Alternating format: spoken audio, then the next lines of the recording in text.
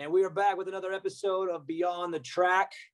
One of my favorite privateers. This guy reminds me of me, just going for it. Gets good starts, talks to the fans, talks to everybody. Dude, Kevin, did you take my playbook from when I was racing and you're just redoing it all? Because I swear you're doing exactly what I did at my point, or at this point in my career. Dude, I love it. I'm all about it. Yeah, no, I appreciate it. No, I mean, it's just been really fun, man. Like, obviously I kind of have a little bit of a personality and I'm kind of easygoing and everything. So like taking advantage of that side of me and implementing it towards fans and just sponsors and talking in front of the camera and everything, like it's starting to go really, really well for me. It's starting to build. So it's pretty cool. It's rad. Well, welcome to Beyond the Track. It's Kevin Moranz. And Kevin, I want to start with just how you're feeling right now. Last time I saw you, you were in Salt Lake City. You were on Race Day Live. Yeah. You were hanging up with me up at the top there. What was that, level 6 or 7? Was it level 7? Yeah, level 6. And dude, so just fill me in, like, physically. How are you? Are you healed up? Or are we all good? So I just started PT just about a week ago. So ever since then, obviously I did the Race Day Live stuff, and the couple days after the Race Day Live that I actually did before the finale, I went ahead and got MRIs and x-rays and everything on the shoulder just to make sure everything was okay, or see what was going on, because it didn't really quite feel perfect. And then that's when they found a bank heart lesion in my labrum. So we went in, and it's kind of a thing that I wanted to get on top of now instead of trying to ride with it, which, I mean, I probably could have rode with it, but all the doctors, and I overnighted my MRIs and stuff to like 6 different surgeons over the United States, and some of the guys that have done like ACs and Christian Craig's ankle and stuff like that. And kind of the consensus was like, Kevin, like, you just had an awesome Supercross year. You're 21 years old. If you want to keep doing this for another, 8 to 10 years, it's smarter to get on top of it now than trying to go with it and it probably giving you, problems in the future.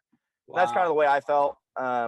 Like, it was a tough decision, obviously, with how Supercross is going and how I wanted to keep racing, keep going into outdoors. But I want to get on top of it now just because I talked to a lot of guys. Like, I DM'd AC. I talked to Benny Bloss, like all these guys that have had shoulder problems.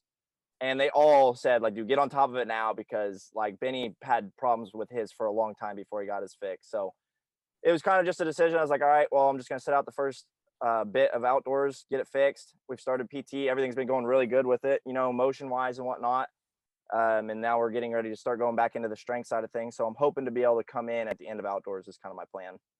Nice. Again, yeah, kind of, I guess, ruins the whole summer, but still gives you a chance to get in there late. And again, probably make a better decision for later too. And I mean, you have to be stoked, dog. We'll get into a couple different details of your season, but man, when you come into a Supercross season, you got a lot of hopes, right? You're hoping it goes well. You got goals set. And I have to imagine that you're pretty not satisfied, right? We're never satisfied. Yeah. But I got to imagine you're pretty stoked with how you did on the 250. Then you hop on the 450. You had great success there. Generally, Supercross, pretty stoked? Yeah, I'm actually really stoked on it. Obviously, I wanted to finish the season. The momentum was behind us pretty good. But, like, I only had 5 days on a Supercross track before the season started. Like, I was very delayed in getting my bikes. Obviously, COVID just had a lot to do with everything. Like, getting stuff shipped in was just a hassle, and it took forever. So, like, to have 5 days on a Supercross track at round 3, like, my biggest goal this year was to crack the top 10 in Supercross, obviously, in the 250 class. Cracked the top 10 at round 3, got that out of the way, just started clicking it off and even doing better than that, top 3s and heat races and stuff like that. 7th was my best in Orlando 1, I believe, and then jumping on the 250, dang near whole shot in that LCQ, on a 250 in the 450 class, and then next weekend going to the 450, whole shot in that. Next one was main event. Next one was main event. You know what I mean? Like, it was pretty awesome to find quick success like that, and being so unprepared coming in and having that much success really makes me excited for what I could do if I had an opportunity to, like, really prepare myself, I guess is the best way to put it. Which, again, would be the plan for 22, right? Exactly. I've got things way more figured out, because I can't be doing that again. Well, and I love it, dude, because, I mean, I'm assuming, are you in the van right now? I mean, yeah. You're just, like I said, you're such a perfect privateer, dude. You're a road dog. You make it happen. You go out of your way to to help your sponsors. But when you're going to be that kind of person, I feel like you've got to be able to back it up on the track too. You know, you got some riders that are really good on the track, but don't do the other stuff. You got some guys that are really good at the other stuff, but don't put it together on the track. And I just like that you're putting it together as a full privateer, having success, have the right attitude, and kind of doing both things. And again, for the success you had this year, I can only imagine what next year would be like, just taking that confidence, but then having the chance to prepare correctly. I mean, dude, top 10 in the 250 class, making 450 mains. Yeah. I mean, I know this is like a little early in the interview, but dude, what are we shooting for next year, man? I feel like it could be pretty good. Yeah, man. I mean, I want to be a consistent top 10 guy working. Like, I think it's at this point, it's time to work into the top 5. And then, yeah, just because it depends on what comes about this year. Like if I get an opportunity, I get a ride, or if I can, have the opportunity to ride for somebody, we'll see what happens. But if everything goes the same way it has, and I'll be riding for probably TPJ again, if nothing else comes up, then I'll probably do the first 250 coast and then move to 450, just like I did this year. Like, I really, really loved how I did that and just kept racing. And I really enjoy the 450. So, like, I mean, I'd go 450 all the way if I was given the opportunity. But if that's not there, then I want to try to tackle into that top 5 in the 250 class, and then work into the 450 and keep making mains and keep working into maybe the top 10 in the 450. Nice. Let's talk about that transition to the 450. Again, I know you rode the 250 first in the 450 class.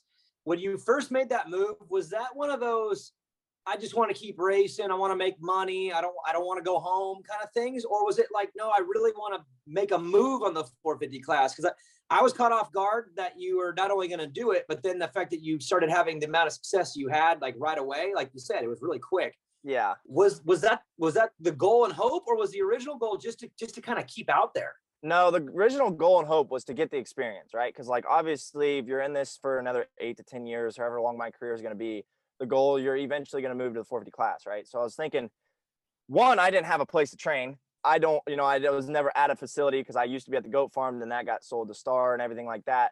So I was kind of out of facility, and I couldn't really find my way into a good facility to train while also racing where the schedule took us. So it was kind of just like, I might as well just keep racing. I only had 5 days to prepare before this season, so might as well just race myself back into shape. And that's what, like, was really, really cool about it, is like you consistently saw me get a little bit better every single race. And then, yeah, so the 450, so another thing too, I'd never ridden a 450 before this year. Like, I had gotten on one or two times, never have owned one, never have ridden one before, like, racing this year pretty much. So, like, to find that quick of a success and really flow with the 450, because it kind of matches my riding style a little bit. Like, obviously I'm very consistent and smooth, and that's plays more of a hand on the 450 than it does the 250. At 250, you kind of got to be a little bit ballsy and go for things, because that's why obviously you got to get over the jumps. You know what I mean? So to be able to relax a little bit and just use my smoothness and consistency everywhere really helped me propel.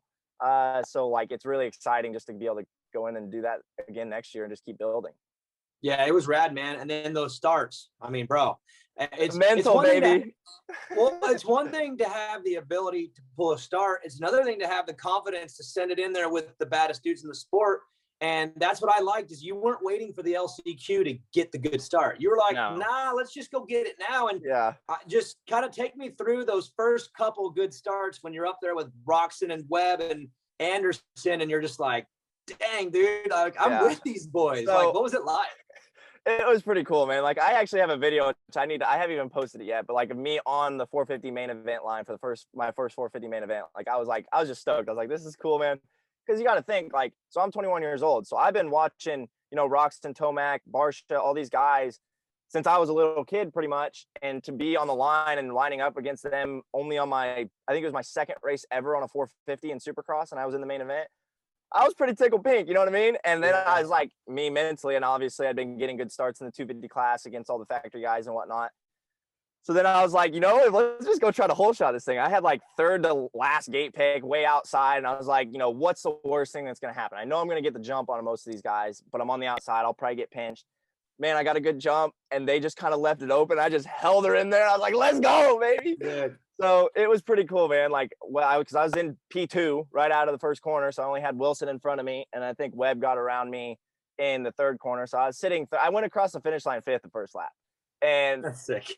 coming around, like, I'm like, dude, like, I have Tomac, I have Roxon.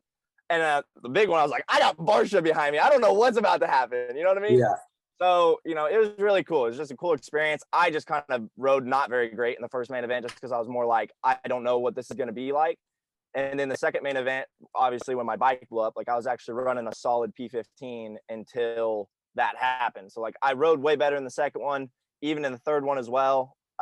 It's a learning experience. You know what I mean? So it was pretty cool to get that under the belt. And then I'm just ready to kick some butt this year. Yeah, I love it, man. And not only that, but just that comfort of being up there had to have gotten a little bit better each time. You know, the first one, like, because at the first one, you're like looking over your shoulder, like, who's next? Exactly. And eventually you're just kind of like, you know what, screw it. I'll just kind of just look forward and just battle as long as I can. And, you know, the cool part, Kevin, is that this year was pretty deep. Like there was injuries. There always is. But the sport's so deep right now that when the injuries come, the field stays stacked. You know, I remember, and you probably do too, watching races from years back where it's like, man, the field gets decimated. It's just like all privateers and maybe 6 factory guys. But dude, we're talking like factory dudes all the way into the teens, mid-teens, with the injuries. So the year you did this all in is what makes it impressive too, because those LCQs, you're watching good dudes not make the main a bunch. Yeah. And you were one of the guys who were showing up in the 450 class and putting these dudes out. So I have to imagine maybe a little animosity from some of the privateers that are like, dude, get out of here, go back to the 250 class. Yeah, for sure, man. But like that's the biggest thing too when it comes to like the starts, right? Everybody's like, dude, how do you get in these starts? Like even Brayton was asking me when we were on Race Day Live. And I was like, you know, mainly it's mental. Obviously, I have good reaction time and confidence, like, you know, focus. But it's knowing that, and I'm a realist too. Like I'm realistic, so like I know I'm not gonna go out there and beat Roxon or Tomac or any of those guys yet. You know what I mean? Like I'm just not there yet. And I obviously had no time on a 450, but I was like, I can get a start on them. You know what I mean? So like that's why I never shied down from. Obviously, it's a lot easier to go backwards than it is to go forwards. You know what I mean? So, and getting up there and being able to run that pace is really not that terrible. You know what I mean? Like they are a lot better in the whoops than me. That's where I lose a lot of time. So I got a lot of stuff that I'm getting ready to actually build 3 pads of whoops at my house. But the biggest thing, is just like getting out there, getting experience, feeling what that pace feels like, and then working to get to that pace. So like, it's not too far off. Yeah, and it's a progression, and you're still young. Let's talk a little bit outside of the racing and just kind of who you are as a person. Because again, I met you a few years back. Thought you were a great kid. You're very personable. You really, really work hard to make sure your sponsors get like every bit out of you that they can.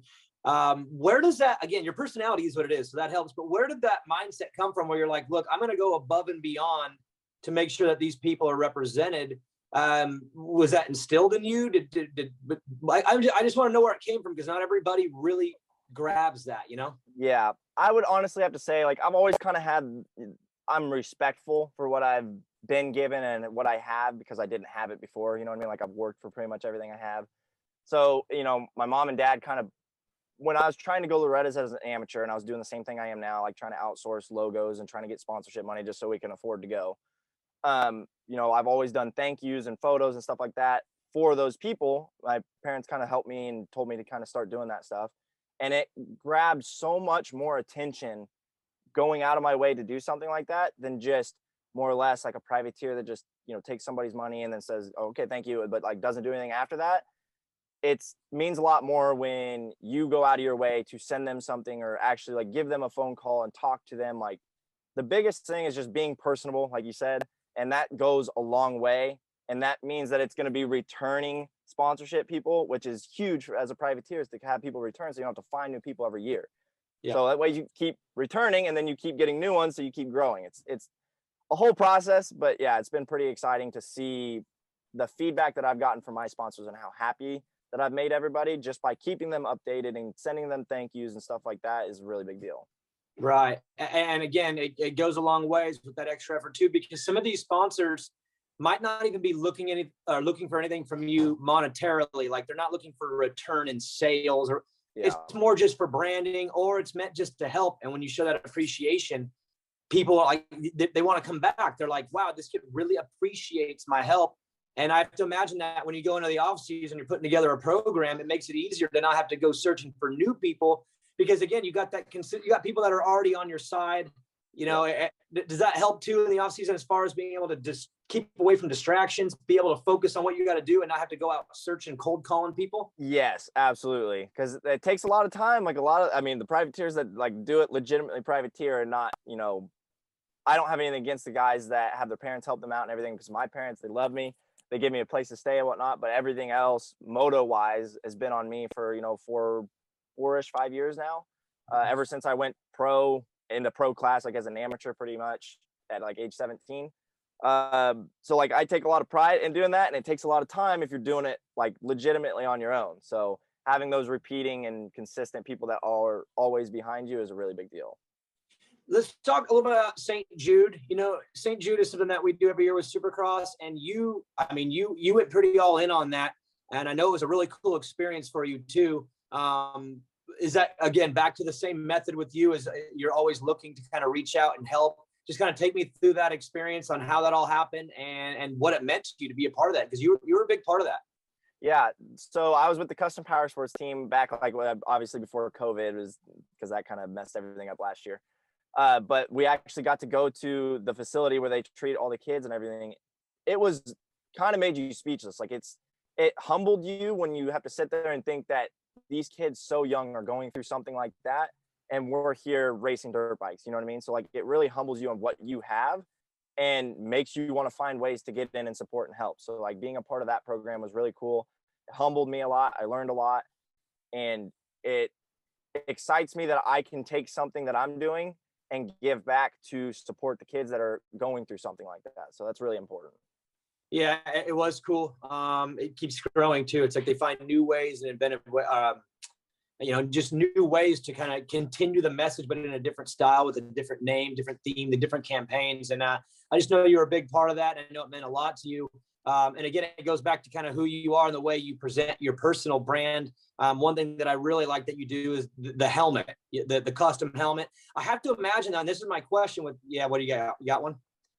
Yeah, this is the OGO one. Okay, yeah. So here's my question though, because look, I know Fly loves you. Okay, Jason Thomas, JT, Fly loves you. Yeah, but we're talking, that's a lot of helmets, bro. Like they got a budget too, and I love what you're doing. But tell me how it works, where you're able to go and do these custom helmets for these sponsors for individual rounds. Is Fly just like, Kevin, we love you, but man, you are taking Formula helmets off our rack? One thing I will say that helps them in that decision is, so I wear an extra small helmet, right? A lot of these guys and a lot of, racers wear medium and large, and all the, probably their bigger customer base is obviously kids and everything, but like the adults that are medium to large, XL, that kind of stuff. So I think me being an extra small helmet helps them with that decision. But no, Fly's been a huge, huge part of my program. Obviously, those are huge from getting me to round.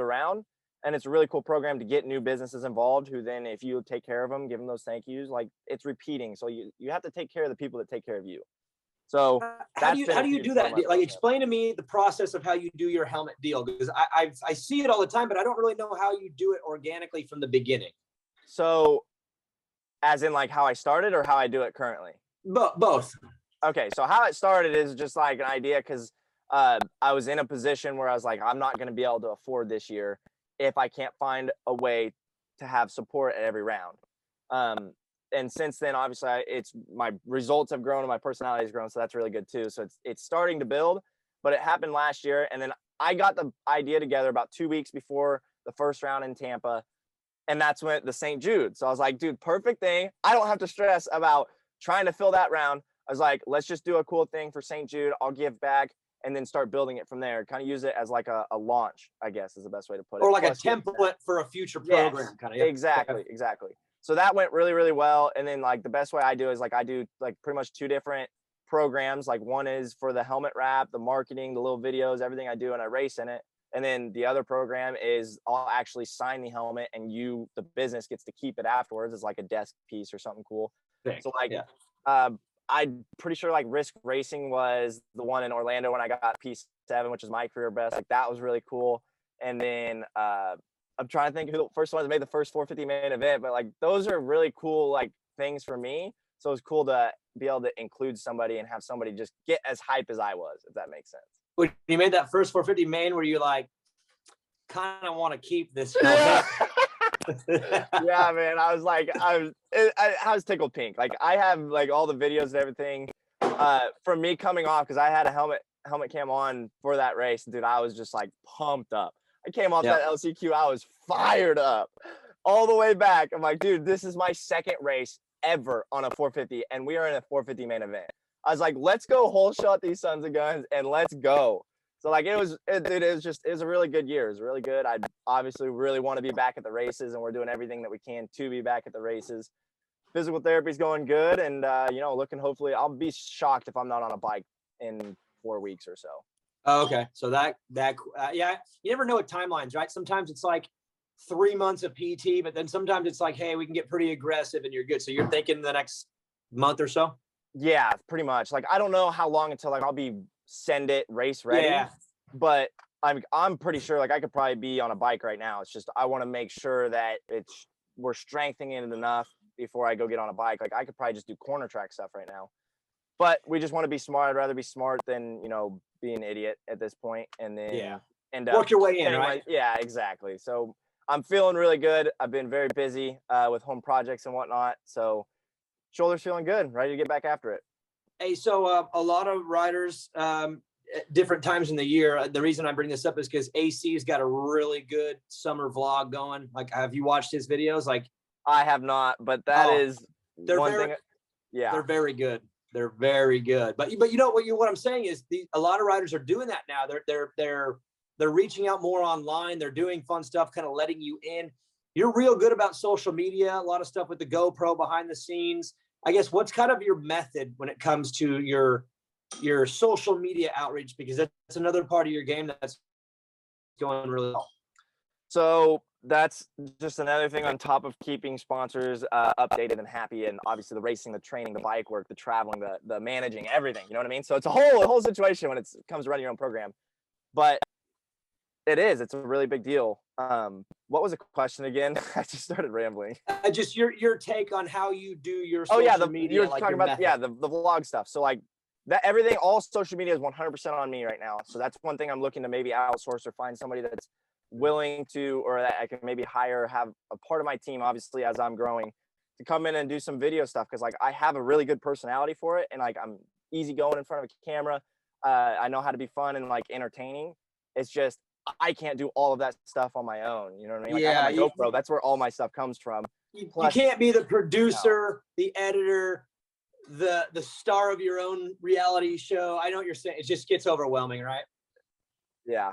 And that's what I'm doing right now. So like that's everything that you've seen is 100% been on me. So I'm looking to find somebody that's interested in doing something like that, getting involved with a rider like me, and making some fun content. So like that's definitely in the well, you know what's funny about that is I get hit up a lot on Instagram, people saying, hey, how do I get in the sport, man? I don't even know what I want to do. I love the sport. There's opportunities like this out there, right? Obviously it's got to be the right fit. You don't just have anybody. I mean, you got to have a cool, but there's people out there that I think, sorry, my batteries, we're good, I'm here. There's people out there that like are wanting in, and dude, like you said, it's you're not using crazy technology. You don't have a film crew, dude. You got a GoPro, a cell phone. Like people like raw organic materials. So you find the right fit, someone that's motivated, dude. The next thing you know, dude, you could take these to the next level by having someone on the other side of the camera, right? So you get to just be you more, and you're not having to be half you, half producer. So I'm looking for that bad. I love it. Let's talk about the bike blow up, because the funny video comes out, and I'm on your video. Oh. Well, first off, let me ask you this. What made you think that you would come to me and I would know the rule? You're the guy, Daniel. You're the guy. I'm in the middle of a 450 main event doing my job on the floor, and here's Kevin. Daniel, hey, what's the rule? Am I allowed to push my bike over the finish? Like, I'm like, I don't know the rule. Go ask an AMA guy. Like, what are you talking about? You got experience, Daniel. I was hoping you would know. Dude, see, and that's where you're better than me, bro, because I would have pushed your back to the truck. And you're like, nah, I'm going to wait this out and I'm going to finish. And I love that from a character perspective, because it was like, look, your moto is over. Like, you were done competing, but you wanted to get the checkered flag and finish the race. And I love that about your character. Again, take me through that moment. You're having an incredible race. bike issue, you're done. But dude, you decided to wait it out and push that bike across. Like, just kind of take me through that main event and how that all happened.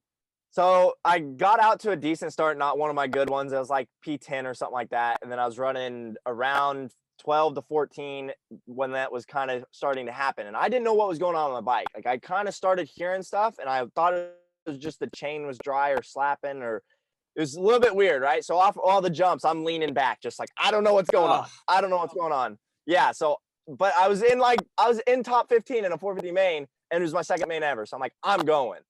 And then in the whoops, I was just going through the whoops, and it hit like the fourth whoop, and just all you heard is like just metal crunching.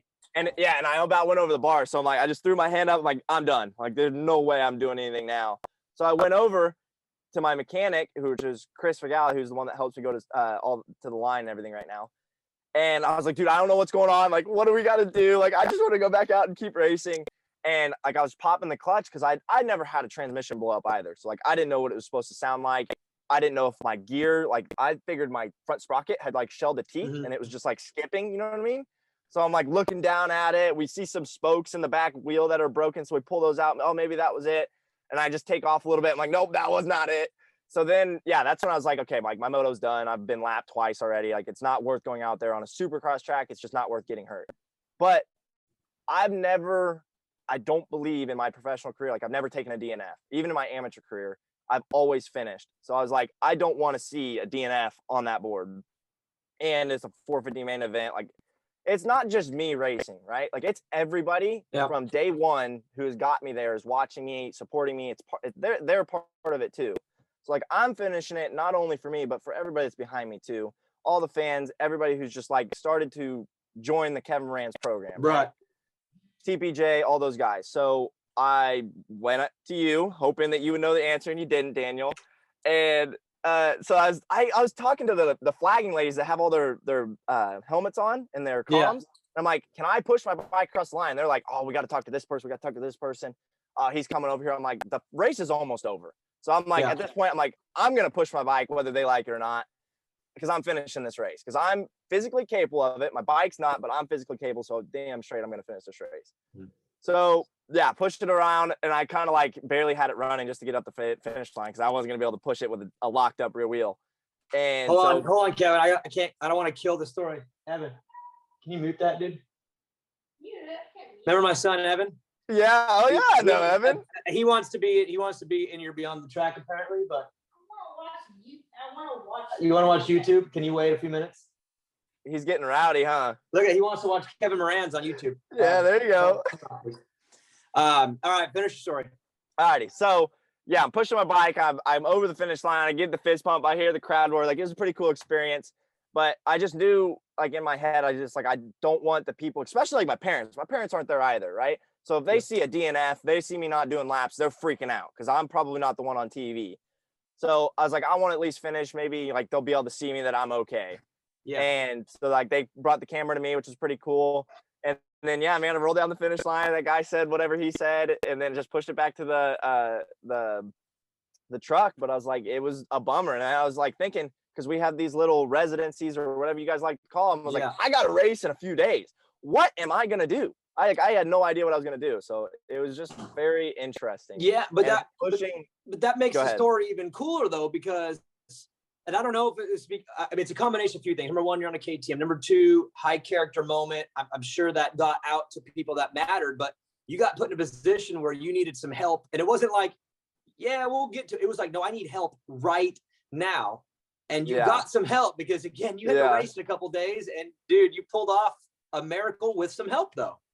Yeah. Like, so I was talking to Ian Harrison and Roger, the guys over at KTM, because I just went over there. I was like, I'm one of your only other guys on KTM in the main event. I was like, what can we do? Like, what do I need to do to get an engine? You know what I mean? Because I didn't have another engine. I had a 2019 450, stock 450. That's what I was racing. So I was like, what do we need to do? Like, do you guys have parts? Like, anything. So more or less, Ian's just like, all right, you got to get the engine out of the bike. We got to see what's wrong with it. Because if I'm going back, he's going back to California for like 2 days and then coming back, obviously, because we race so soon. So he's like, if you need parts, I can hopefully get them overnighted, or we can figure that out. So I had Matthew Huber and another mechanic helping me. We tore the bike down that night, tore into the engine the next day, went over to a KTM shop to get a flywheel puller. They helped us crack the cases. And then that's when we saw the gear was shredded. They cracked the cases, all the BS. And I was like, my heart sank. Like it's funny. I wish I had video of this stuff. Like my heart sank because I was like, cases are no joke. Like that's going to be hard to get. That's not an easy, no, that's not an easy situation. I'm sitting there thinking, because I don't have like a mechanic there for my bike. You know what I mean? Like I have somebody, Chris helps me take me to the line. He knows how to do pretty much everything, but he's like, I don't have somebody that's doing my bike work 100% of the time. So I'm like, I don't even know how to do this. I'm freaking out. So that's when I called Ian. I was like, dude, I don't know what to do. We got cracked cases. And as soon as he heard cracked cases, he's like, well, I know that's going to be hard to get, especially because how parts are right now with COVID and everything.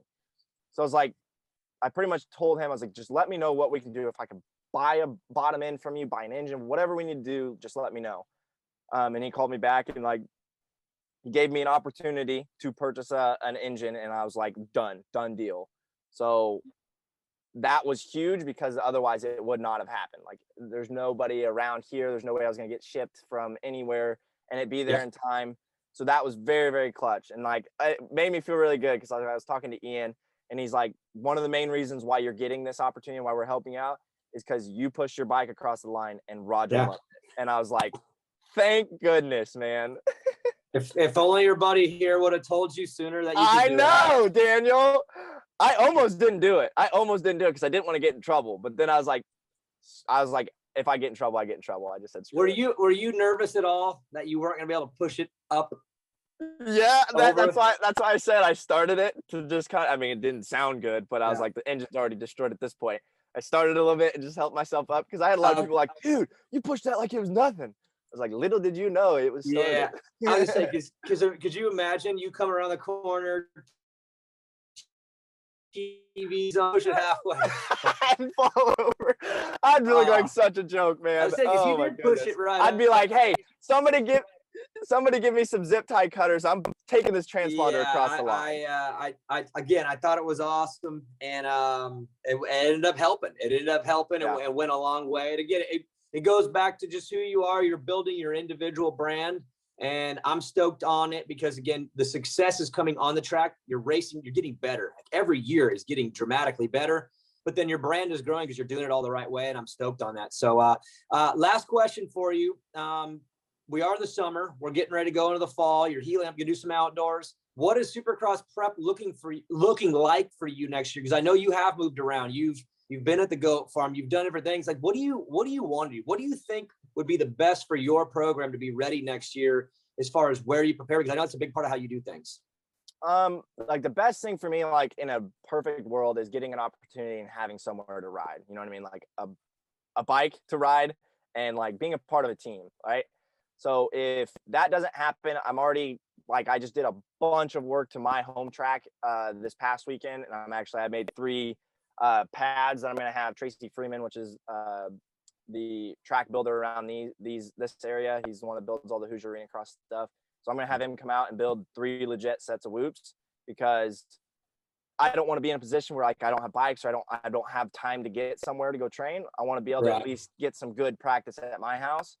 So I'll probably be based out of my house for the first little while, unless I can find an opportunity to maybe get down to like MTF, or I'd really love to go out to California, because I know that's kind of where, if you want to make it happen and get in front of these guys, it's best to be riding against their guys on the daily pretty much. So obviously they'll be at the test tracks here and there, but sometimes they go out to the big tracks. So just trying to get my name out there, continue doing everything I can, getting in front of cameras, getting in front of, interviews, and doing good. And results obviously speak wonders. So just doing everything I can, physically, mentally, everything, putting it in to continue growing. Well, keep doing what you're doing. The trajectory, I always screw that word up. The trajectory is good for you. It's continuing to climb, and I think you just got to stay on the path and stay on that program. And I was pumped to have you on Beyond the Track. Sorry about the little interference, but school's out for the summer. So normally I do these and I'm by myself, but little homie has nothing to do right now. Yeah. So anyways, Kevin, good to talk to you, man. Again, respect what you're doing, dude. Stay on it. And I think 2022 is going to be big for you. Absolutely. I appreciate it. All right. Talk to you soon, bro. Yep. Thanks.